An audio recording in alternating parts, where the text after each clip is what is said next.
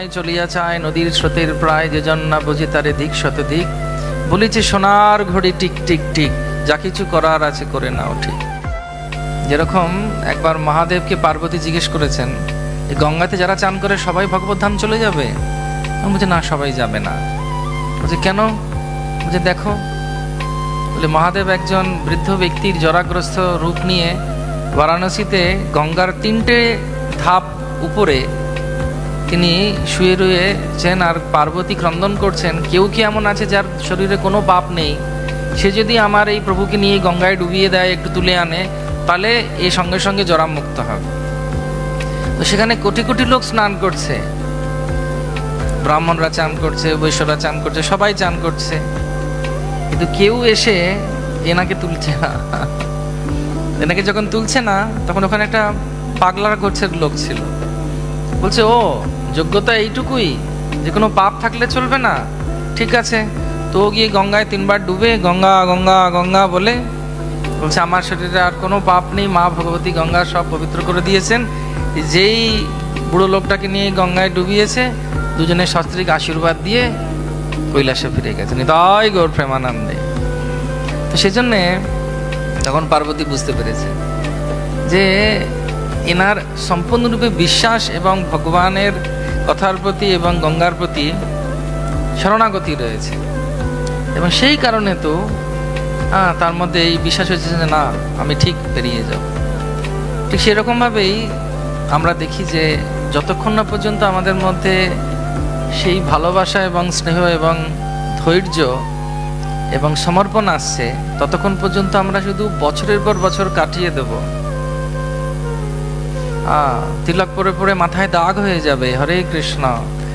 আমি এক জায়গায় গেছি, মুখ ধুয়েছি, তো মুখ ধোবার পরে আর তিলক করতে ভুলে গেছি। তো তারপরে আমি একজন ওনাকে বলছি আমি একটু আসছি তিলক। বলছি না না না, আপনার তো অন্যগুলো জায়গায় পুড়ে গেছে, ওই জায়গাটাতে হয়ে গেছে দাগ, দরকার নেই আর তিলক করা, তিলক বোঝা যাচ্ছে, তো দাগ হয়ে যাবে পুড়ে। কিন্তু পরিস্থিতি যদি কোনো সময় একটু অদ্ভুত হয়, তখন হয়তো যদি সম্পূর্ণরূপে শরণাগতি না থাকে, তাহলে কিন্তু মানুষের ভয় পেয়ে যাবে, তো পরিস্থিতির মোকাবিলা করতে পারবে না। এবং সেই কারণে তো ভগবানের ভক্তরা আমাদেরকে এটা শেখাবার জন্য, আমাদেরকে বোঝাবার জন্যে তারা সবসময় চান যাতে আমরা নিজেদেরকে রক্ষা করতে পারি। কিভাবে? এই হরিকথা শ্রবণের মাধ্যমে। কিভাবে শ্রবণ করতে হবে? এমনভাবে শ্রবণ করতে হবে যেটা আমাদের হৃদয়কে ছুঁয়ে এবং আমাদের বাস্তবিক জীবনে সেটাকে প্রয়োগ করতে হবে। হয়তো আমরা এসে বসে শুনছি, কিন্তু শুধু ওই শোনার জন্য শুনছি। একজন ভদ্রমহিলা, একজন সাধু, তিনি প্রবচন দিচ্ছেন আর উনি হাউ হাউ করে কাঁদছেন। তখন সবাই যখন চলে গেছে, তখন ভদ্রমহিলাকে ওই সাধু ডেকেছেন, তুমি কাঁদছিলে কেন? হরিকথায় তোমার এত রুচি, এত ভালো লাগছে তোমার হরিকথা শুনতে, তুমি কি লীলায় প্রবেশ করেছিলে? বলছেন না, আসলে সত্যি কথা বলতে কি, আপনাকে তো সত্যি কথা বলা উচিত, আপনি সাধু মানুষ। আমার আসলে একটা সাদা ছাগল ছিল, সেই সাদা ছাগলটা হারিয়ে গেছে। আপনার এই সাদা দাড়িটা দেখে ওই ছাগলের কথা মনে পড়েছে আমার, এবং সেই আপনি যখন নাড়ছিলেন তখন আমার ওই ছাগলেরও দাড়িটা নাড়তো, তার কথা মনে পড়ে আমি কাঁদছিলাম। তো সেজন্যে সময় চলে যাবে। আমাদের কবিতা আছে একটা, সময় চলিয়া যায় নদীর স্রোতের প্রায়, যে জন না বুঝে তারে দিক শতদিক।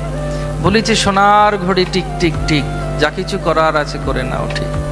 তো স্কুলে ঢোকাটা নিজের ওপরে, অ্যাডমিশনটা পাস করতে হবে, কে করাবে?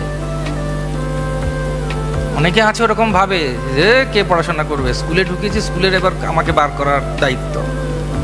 বার করলে তখন একেবারেই বার করে দেবে ট্রান্সফার সার্টিফিকেট দিয়ে, পাস করাবে না। সেজন্য অনেক সময় মনে হতে পারে আরে ঢুকে গেছি, ঠিক বেরিয়ে যাব, কিন্তু ভগবত ভক্তিতে বা পারমার্থিক শিক্ষাতে সেটা হয় না। তার জন্য আমাদেরকে নিজেদেরকে প্রচেষ্টা করতে হবে। আমাদের প্রত্যেক দিন এই যে বলা হচ্ছে, শ্রী চৈতন্য মহাপ্রভু বলছেন, নিত্য সিদ্ধ কৃষ্ণ প্রেম সাধ্য কবু নয়, শ্রবণাদি শুদ্ধ চিত্তে করো হে বোধ। বারবার আমাদেরকে ভগবানের এই অমৃতময় কথা শুনতে হবে।